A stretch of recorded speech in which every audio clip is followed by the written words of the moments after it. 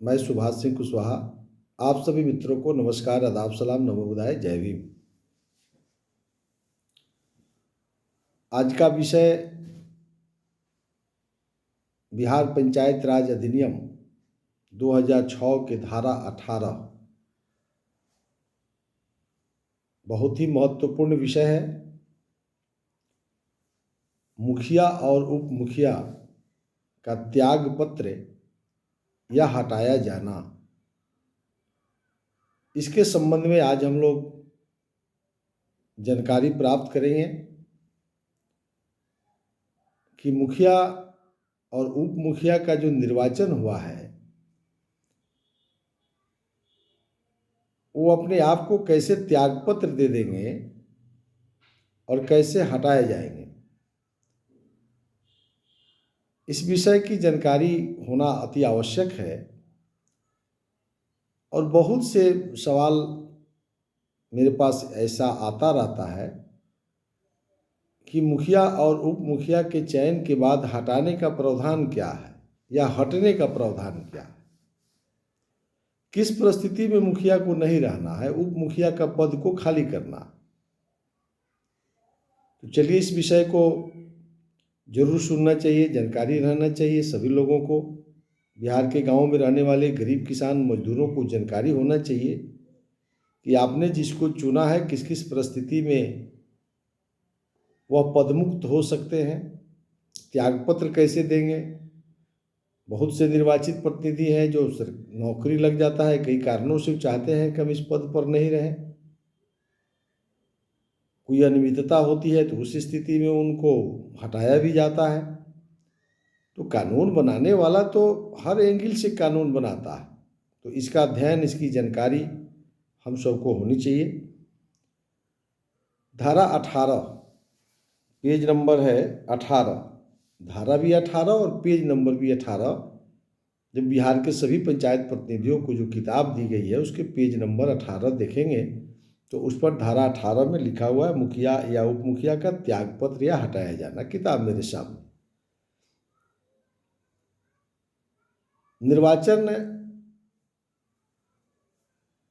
निर्वाचित होने के बाद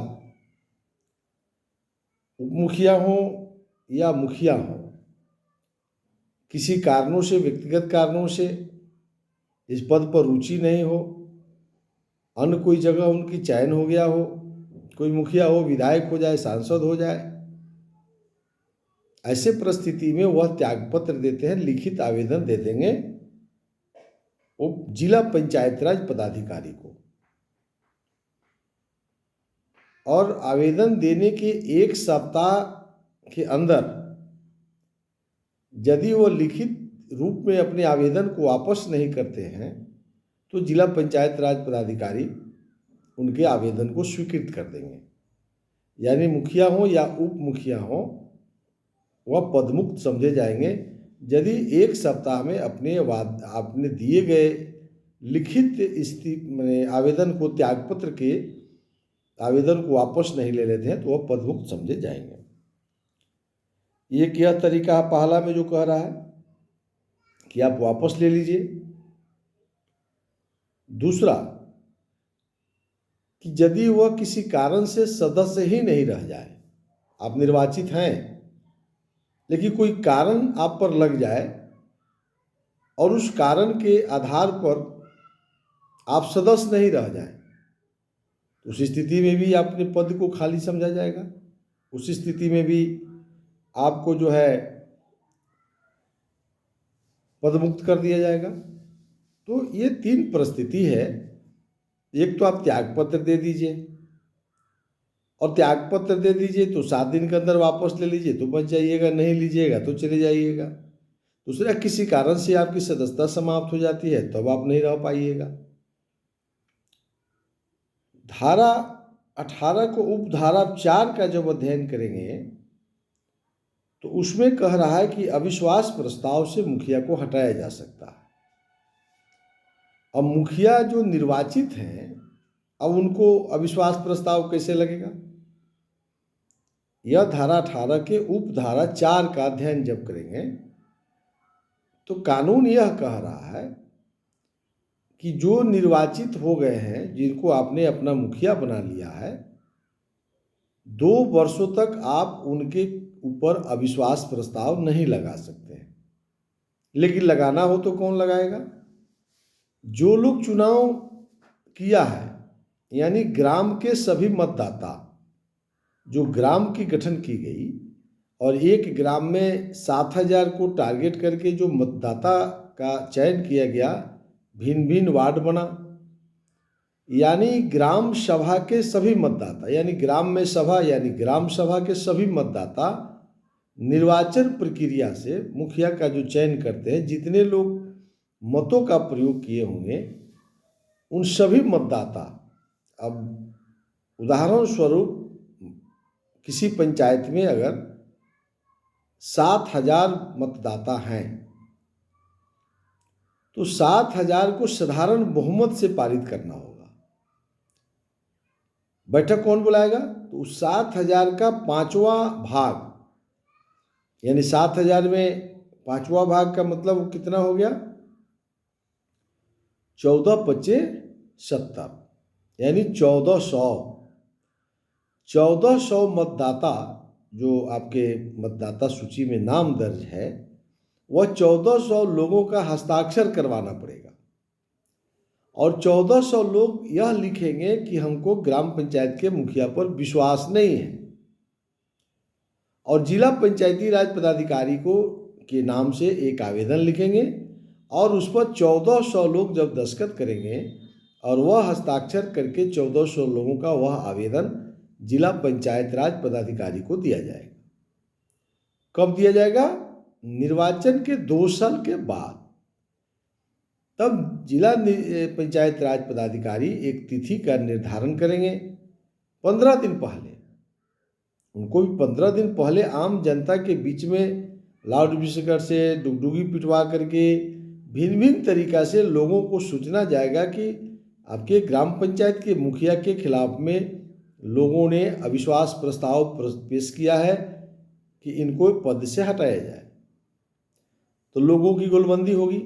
उस तारीख को जिला पंचायती राज के अध्यक्ष पदाधिकारी के अध्यक्षता में उस सभा की बैठक होगी और उसमें साधारण बहुमत का मतलब होता है कि 7,000 मतदाता हैं तो उसके 1/2+1, साधारण बहुमत का फॉर्मूला याद कर लीजिए, 1/2+1, यानी 7,000 का आधा हो गया 3500 और +1, यानी 3501, यानी आधे में एक ज़्यादा। यदि लोग वहाँ हाथ उठा करके जिस परिस्थिति में जिस प्रक्रिया को चयन करके जिला पंचायत राज पदाधिकारी यदि कुल मतदाता के आधा मतदाता अविश्वास प्रस्ताव के पक्ष में अगर वोट कर देते हैं तो वह मुखिया पद मुक्त हो जाएंगे। यह एक प्रक्रिया है मुखिया पर अविश्वास प्रस्ताव लाने का। तो इस तरह से मुखिया को पदमुक्त किया जा सकता है। तो यह एक प्रक्रिया है। तो आप देख लिए ना कि एक मुखिया स्वयं इस्तीफा दे दे, त्यागपत्र दे दे और त्यागपत्र देने के 7 दिन के अंदर अगर वापस ले लिया तो फिर बच जाएंगे। फिर हमने बताया कि अगर उनकी किसी कारण से सदस्यता समाप्त हो जाए मुखिया और उप मुखिया का, उसके अलावा जो है एक अविश्वास प्रस्ताव लगाना, जो आपको यह प्रक्रिया हमने बताया कि कुल मतदाता जो ग्राम के यानी ग्राम पंचायत के कुल मतदाता के 5वां हिस्सा हस्ताक्षर करके जिला पंचायती राज पदाधिकारी को देगा और वो बैठक बुलाएंगे और उसमें साधारण बहुमत यानी कुल मतदाता के आधा में एक ज़्यादा, इसी को कहा जाता है 1/2+1 या साधारण बहुमत। तो साधारण बहुमत यानी 7,000 अगर टारगेट है तो 3501 मतदाता उपस्थित होकर के अविश्वास प्रस्ताव को समर्थन करते हैं, इनमें हमारा भरोसा नहीं है, विश्वास नहीं है, तो वह पदमुक्त समझे जाएंगे।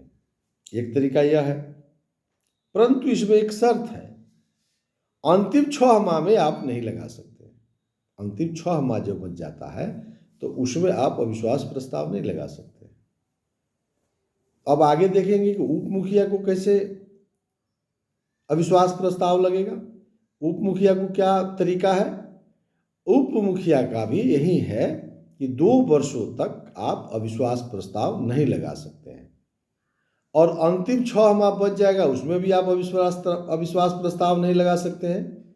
यानी 5 वर्ष के कार्यकाल में 2.5 वर्ष आप नहीं लगा सकते हैं, 2 वर्ष और अंतिम 6 महीना माने 2.5 वर्ष, और बीच का जो 2.5 वर्ष है उसमें आप उप मुखिया पर भी अविश्वास प्रस्ताव लगा सकते हैं। उसका क्या तरीका होगा, यानी कुल जो ग्राम पंचायत के सदस्य हैं यानी वार्ड के सदस्य हैं, जो लोग उप मुखिया को चयन किए होंगे, यानी कुल वार्ड सदस्य अब विशेष बैठक बुलवा करके, ग्राम पंचायत कार्यकारिणी की बैठक होती है ना, तो ग्राम पंचायत कार्यकारिणी की बैठक के हम अगला वीडियो में बनाएंगे, धारा 20 है, तो उसमें आप जान जाएंगे कि कैसे ग्राम पंचायत कार्यकारिणी की बैठक होती है। चलिए आप आगे जानेंगे, लेकिन कुल जो वार्ड के सदस्य हैं उनके साधारण बहुमत से उप मुखिया पर अविश्वास प्रस्ताव पारित हो जाएगा और उप मुखिया पदमुक्त हो जाएंगे। यानी 2 वर्ष के बाद कभी भी 1/3 वार्ड के सदस्य अविश्वास प्रस्ताव के लिए बैठक बुला सकते हैं। यानी मान लीजिए कि 15 है तो 5 को वार्ड सदस्य बैठक बुलाने के लिए हकदार हैं, परंतु 1/2 + 1 जो साधारण बहुमत है, यानी 7 + 1 यानी 8 सदस्य वार्ड के सदस्य यदि अविश्वास प्रस्ताव के समर्थन करते हैं तो उप मुखिया पदमुक्त समझे जाएंगे। तो उप मुखिया को कैसे आप पदमुक्त कर सकते हैं, यानी कार्यकाल 2 साल पूरा करने के बाद यदि वार्ड सदस्यों को 1/2 + 1 यानी साधारण बहुमत अगर हो जाता है कि नहीं उप मुखिया के पद पर इनको रहना ठीक नहीं है, तो ऐसी परिस्थिति में आप उनके भी अविश्वास प्रस्ताव वहाँ लगा सकते हैं। तो इस तरह से मुखिया और उप मुखिया को चयन किए और चयन करने के बाद पदमुक्त करने का तरीका हम सबको जानकारी रहनी चाहिए। तो यह धारा 18 जब आप अध्ययन करेंगे तो इसमें ये स्पष्ट आपको हो जाएगा। लेकिन अब आगे जब देखेंगे धारा 4 है, अब धारा 5 बहुत इम्पोर्टेंट है। धारा 5 जो है बहुत ही महत्वपूर्ण है बिहार के गांवों में रहने वाले गरीब किसान मजदूरों के लिए और ग्राम पंचायत के खास करके मुखिया साथियों के लिए, कि इसको भी आपको ध्यान में रखना चाहिए। इस कानून की जानकारी तो होना ही चाहिए और आम लोगों को भी कानून की जानकारी रखना चाहिए। धारा 18 के 5 जो है महत्वपूर्ण इसलिए हो जाता है कि चूंकि इसमें सरकार का इन्वॉल्वमेंट है और यही वह धारा है जो भ्रष्टाचार पर अंकुश लगा सकती है। प्रशासनिक पदाधिकारियों का यहाँ जो है मजबूत अधिकार राज्य सरकार की ने दिया है, तो राज्य सरकार थोड़ा विलंब से दिया है। यानी हम समझते हैं कि 21 वर्ष हो गया बिहार में पंचायत राज कानून लागू हुए। ये तो कहिए तो देश में 28-29 वर्ष पहले 1993 में तत्कालीन प्रधानमंत्री नरसिम्हा राव जी के शासन काल में गवर्नमेंट के रूप में पंचायत सरकार आई थी।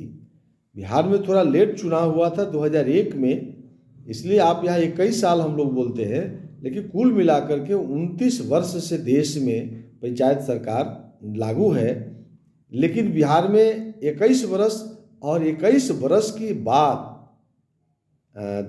धारा 18 के उपधारा 5 धरती पर दिखाई दे रहा है। यानी लोक प्रहरी का चयन राज्य सरकार ने किया है। लोक प्रहरी बहुत खतरनाक चीज़ है पंचायत प्रतिनिधियों के लिए, खास करके जो ग्राम पंचायत के मुखिया हैं और उप मुखिया हैं उनके लिए धारा 18 के उपधारा 5 फांसी का फंदा है, हमेशा याद रखिएगा। बहुत से मुखिया हमसे नाराज भी रहते हैं इसी कारण से कि आप क्यों बता देते हैं। बताते इसलिए है कि हम अपने घर से नहीं बताते, हम इसका ज्ञान कराते हैं लोगों को। और यदि सब मुखिया कोई गलत नहीं करते हैं, लेकिन 5 उंगली बराबर नहीं है, कोई गलत भी करते होंगे, तो इस कानून को जानकारी जब होगी तो थोड़ा उस सहमेंगे और थोड़ा कानून के प्रति जागरूक होंगे।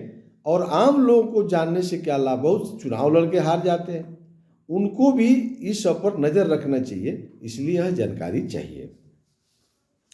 तो 18 के उपधारा 5 यह कह रहा है कि यदि लगातार 3 बैठक में ग्राम पंचायत के मुखिया और उप मुखिया नहीं आएंगे तो वह पदमुक्त हो जाएंगे। ग्राम पंचायत कार्यकारिणी की बैठक ग्राम पंचायत के मुखिया बुला दें और गायब हो जाएं। तीसरा बार अगर लगातार हो जाएगा तो मुखिया पदमुक्त हो जाएंगे। उप मुखिया पर भी लागू है, लगातार 3 मीटिंग में यदि उप मुखिया नहीं आते हैं तो वह पदमुक्त हो जाएंगे, याद रखिएगा। दूसरा, हटने का इसमें कई कारण है। दूसरा यह कह रहा है आप जानबूझकर इस अधिनियम के अधीन अपने कृत्यों एवं अपने कर्तव्यों को नहीं कर रहे हैं। माने जानबूझ करके कोई मुखिया अपने जो कर्तव्य दिया गया है, काम करने का जो अधिकार दिया गया है अधिनियम 2006 के आलोक में, हम नहीं करेंगे। जानबूझ करके अगर शो हो जाता है कि आप काम नहीं कर रहे हैं, आप अधिनियम का विरोध कर रहे हैं, यानी आप मुखिया हैं, इस पद का दुरुपयोग कर रहे हैं। उदाहरण दे देते हैं, पंचायत सरकार बना हुआ है, हम नहीं बैठेंगे। कानून कह रहा है कि आपको पंचायत सरकार भवन में बैठना पड़ेगा।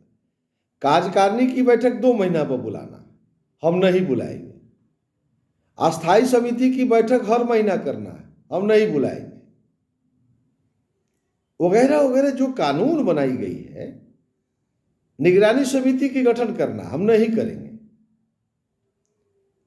यानी आप अपने अधिकार का, अपने कर्तव्य का दुरुपयोग कर रहे हैं। ऐसी परिस्थिति में कह रहा है कानून कि आपको पदमुक्त कर दिया जाएगा,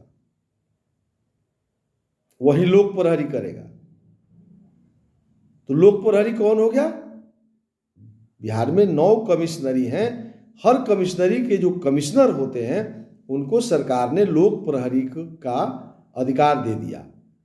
यानी सभी कमिश्नरी में जो कमिश्नर बैठते हैं, आयुक्त बैठते हैं, वह लोक प्रहरी का दर्जा प्राप्त कर लिए हैं। आज से 1 सप्ताह पहले बिहार के माननीय मुख्यमंत्री नीतीश कुमार के निर्देशानुसार पंचायत राज विभाग ने अधिसूचना जारी कर दिया कि लोक प्रहरी जो है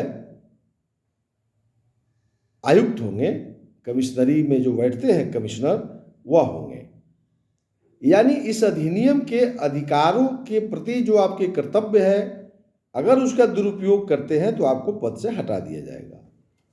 तीसरा, जानबूझ करके इस अधिनियम के अधीन अपने कृत्यों एवं अपने कर्तव्यों को करने से इनकार कर देते हैं या उपेक्षा करते हैं। अब काम करने से इनकार कर रहे हैं और उपेक्षा भी कर रहे हैं, उसमें निहित शक्तियों का दुरुपयोग करते हैं। उसमें जो आपको शक्ति मिला है, आपकी शक्ति है कि वार्ड सभा में जो निर्णय हुआ ग्राम सभा में रखना है, हम नहीं रखेंगे। हम वार्ड सदस्य को क्या समझते हैं, वार्ड सभा वगैरह को हम नहीं समझते हैं। एक उदाहरण दे रहे हैं, मैंने थोड़ा विश्लेषण भी कर रहे हैं कि समझ में आवे। तो यानी आप अपने शक्ति का दुरुपयोग करते हैं, उपेक्षा कर रहे हैं, उसमें निहित शक्तियों का दुरुपयोग कर रहे हैं। आपको शक्ति है कि वार्ड सभा को शामिल करना, आपको शक्ति है कि अस्थायी समिति की बैठक करना, आपको शक्ति है कि आवास निर्माण में जो है न्याय करना, लेकिन गड़बड़ी कर रहे हैं तो लोक प्रहरी है आपके ऊपर, ध्यान में रखिएगा। अब तक नहीं था, निश्चित रूप से बिहार में परेशानी बढ़ जाएगी जो गलत करने वाले लोग हैं। तो हम तो आपके पक्षधर हैं ना। अगर कोई साथी मुखिया हमसे नाराज होते हैं तो नाराज होने की आवश्यकता नहीं है, कानून बन रहा है। अपने निहित शक्तियों का दुरुपयोग, अपने कर्तव्यों को निर्वहन में दुराचार का दोषी पाए जाते हैं। अगर आपका जो कर्तव्य है, जो अधिकार दिया गया है, उसमें दुराचार की दोषी पाए जाते हैं तो विधि द्वारा स्थापित प्राधिकार के आदेश की अवज्ञा करते हैं, अपने कर्तव्यों का निर्वहन करने में शारीरिक और मानसिक तौर पर अक्षम है।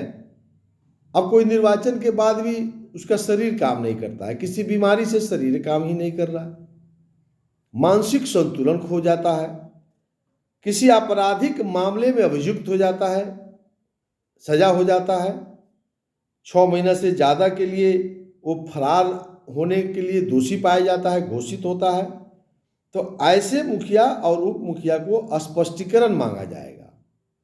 जो आरोप लगेगा इसके लिए स्पष्टीकरण का समय दिया जाएगा और तब जाकर के आदेश पारित कर अगर आप दोषी पाए जाते हैं तो वैसे मुखिया और उप मुखिया को पद से हटा दिया जाएगा। इसके लिए कह रहा है कि धारा 152 की उपधारा 5 लोक प्रहरी की व्यवस्था राज्य सरकार करेगी। तो 21 वर्ष के बाद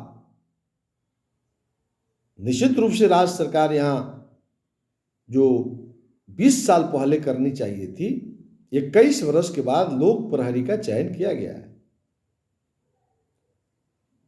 अब लोक प्रहरी के पास यदि ऐसा मामला जाएगा तो परेशानी बढ़ जाएगी। इसलिए बिहार के सभी, चूंकि पंचायत सरकार का हेड होता है मुखिया, हम हरदम बोलते हैं कि केंद्र की सरकार और राज्य की सरकार ने संपूर्ण जवाबदेही ग्राम पंचायत सरकार को दे दिया है। अब विधायक और सांसद के हाथ में गांवों के विकास सीधे करने के लिए कोई आवश्यकता ही नहीं है, कोई उनको अधिकार ही नहीं है। अब सांसद और विधायक को तो सिर्फ मॉनिटरिंग करना और लोकसभा और विधानसभा में उनको गांवों के विकास के लिए योजना चलानी है। जैसे कि मनरेगा है, प्रधानमंत्री आवास है, पंचम है, 15वां वित्त योजना है, षष्टम है।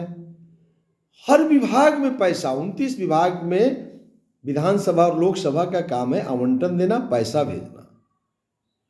संपूर्ण मालिक मुखिया है, संपूर्ण मालिक पंचायत सरकार के हेड है मुखिया।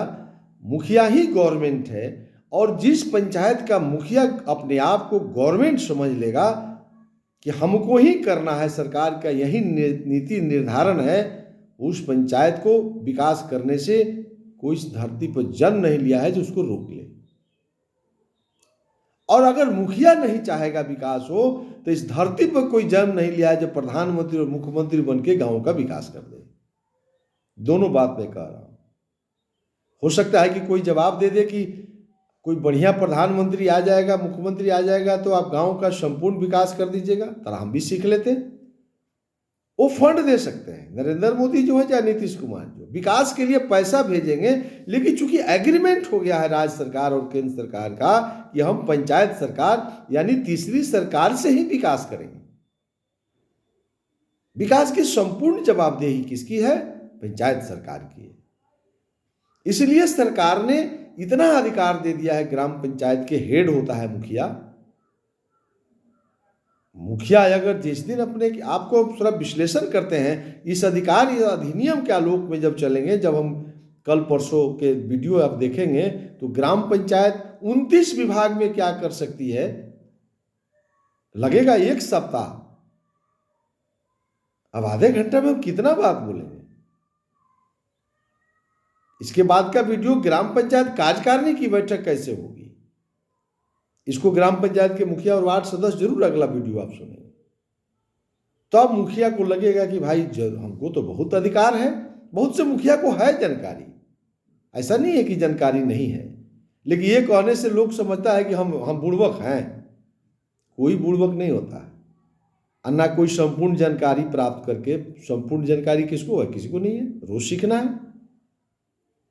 लेकिन मुखिया को अधिकार जितना है इस धरती पर किसी को नहीं है।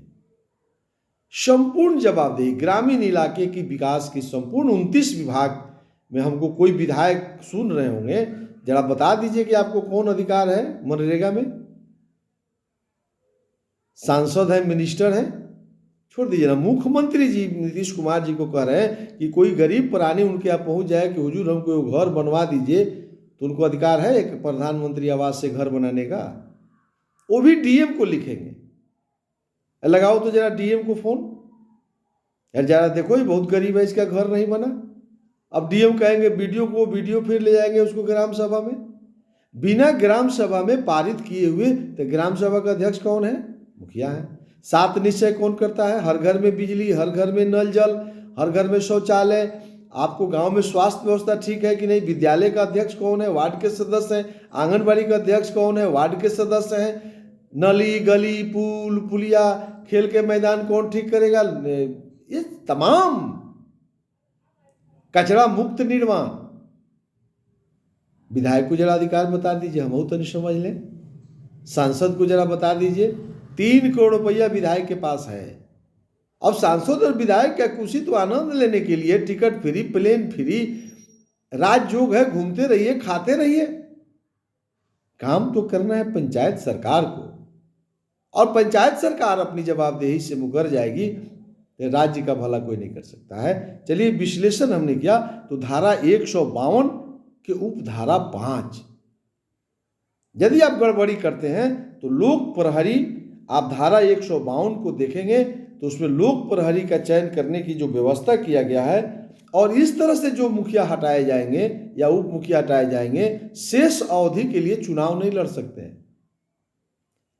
जिला परिषद अगर भंग करता है तब चुनाव लड़ सकते हैं, लेकिन लोक प्रहरी जिस मुखिया को हटा देगा, उप मुखिया को हटा देगा, यदि कहीं पकड़ा जाते हैं, स्पष्टीकरण मांगा जाता है, तो उस स्थिति में आप चुनाव लड़ने के पात्र भी नहीं रहेंगे। तो पहले वाली बात 21 वर्ष वाला छोड़ देना चाहिए। अब थोड़ा सजग हो जाइए, लोग जरूर धीरे धीरे इस बात को समझ जाएंगे। आने वाला समय निश्चित रूप से गांव, गरीब, किसान, मजदूरों के लिए हितकर होगा। जरा 152 हम देख लें। 152 है, धारा 152, पेज नंबर भी आप सब लोग नोट कर लीजिएगा तो उसे आसानी होगी। धारा 152, पेज नंबर है 147, पेज नंबर 147, धारा 152। लोक प्रहरी, सरकार पंचायतों एवं ग्राम कचहरी हेतु लोक प्रहरी तंत्र स्थापित करेगी, तो कर दिया कमिश्नर को। लोक प्रहरी की नियुक्ति, सेवा शर्त, कृत्य एवं शक्तियाँ इत्यादि ऐसी होगी जैसा कि विहित किया जाए, तो सरकार ने विहित कर दिया। राज्य सरकार द्वारा लोक प्रहरी की व्यवस्था के प्रवृत्त होने के संबंध में विधिवत अधिसूचना जिस तिथि से निर्गत की जाएगी, उस तिथि से लोक प्रहरी की व्यवस्था प्रवृत्त हो जाएगी। ये तो अधिसूचना हो गया 1 सप्ताह पहले, अब तो लोक प्रहरी हो गया। तो यह साफ कह रहा है कि धारा 152 की उपधारा 5, फिर चलिए धारा 18 की उपधारा 5 में, पेज नंबर 20, लोक प्रहरी की व्यवस्था राज्य सरकार की विधिवत अधिसूचना के द्वारा प्रवृत्त हो जाएगी। तब सरकार यथास्थिति ऐसे मुखिया या उप मुखिया को उसके पद से हटाने का आदेश लोक प्रहरी के द्वारा जांच और पद से हटाने की अनुशंसा के आलोक में ही पारित कर सकती है। तो बड़ी यही तरीका है जो हम हमारे उप मुखिया, मुखिया और उप मुखिया पर निगरानी रखने के लिए, चूंकि अधिकार इनको बहुत है, तो सरकार तो भाई अपने हाथ में सब कुछ रखती है ना। तो चलिए, अब कल का वीडियो हम जो आगे जो आएगा तो ग्राम पंचायत की बैठक, यानी ग्राम पंचायत कार्यकारिणी की बैठक, वार्ड सदस्य और मुखिया एक साथ बैठ करके कौन कौन बैठेंगे और किस किस विषय पर चर्चा होगी, वो तो लंबा होगा। धारा 22 में जब चलिएगा तो ग्राम पंचायत कार्यकारिणी की बैठक में तो ये लंबा विषय है, 1 सप्ताह लग जाएगा कि मुखिया और वार्ड सदस्य को क्या क्या बतियाना है अपने कार्यकारिणी की बैठक में, कौन कौन विषय होगा। तो धारा 22 है, हम तो अभी 18 पर हैं। 19 तो ग्राम पंचायत के सदस्यों का त्याग पत्र है, यानी वार्ड सदस्य का, वो भी जान जाइए। ग्राम पंचायत का कोई सदस्य ग्राम पंचायत के मुखिया को स्वयं लिखकर अपनी सदस्यता से त्याग पत्र दे सकेगा। अगर वार्ड सदस्य को हटना है तो मुखिया को ही अपना त्याग पत्र दे देगा, और उसका पद ऐसे त्याग पत्र की तिथि से 7 दिन बीतने पर रिक्त समझा जाएगा। इसको ज़्यादा दूर नहीं जाना।